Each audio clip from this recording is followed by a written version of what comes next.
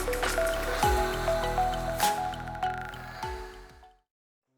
I'm Ruby Yoder, and I'm here to answer the question, why does God allow trials and temptations to come into our lives? I think if we're honest, we've all asked that question, like, God, why does this happen to me? Hard things happen to really good people, and sometimes things don't make sense to us in our small minds. But God sees big picture, and we just see little perspective of what He's trying to teach us. God never says, oops, I didn't see that coming. You see, He's always in control, and He always has plan and purpose for what He does, even if we have no idea what's going on, whether we understand it or not. James says that when we fall into trials, we should consider it joy. So why does he say that? When we face hard things in life, I think it produces character in our lives, it produces endurance and patience. It reminds us that God is God and we are not. We need God. It just helps us to run to Him. He doesn't tell us that we're not going to have trials, but He does promise that He will walk through the trials with us. We can rely on Him. It reminds me of Job's story. You know, Job had everything going for him, and he lost it all in an instant.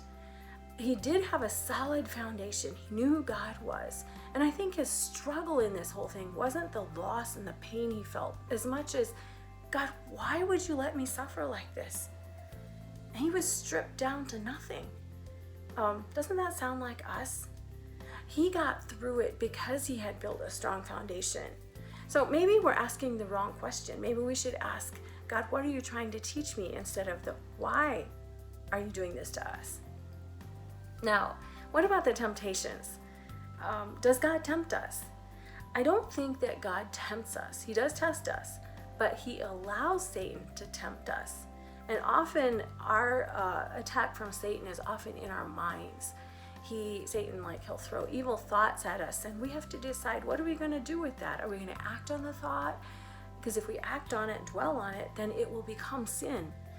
So a good question to ask when we're tempted is, who said that?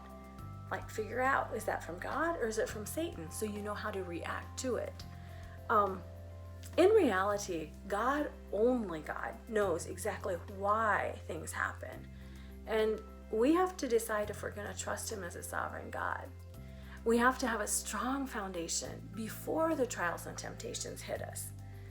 And often the hard things grow us. So I guess I'm answering your question with questions.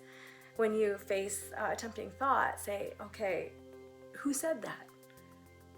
And then when you face a trial or a temptation, instead of the why, ask, what does God want to teach me through this? And remember, God is always with you through it.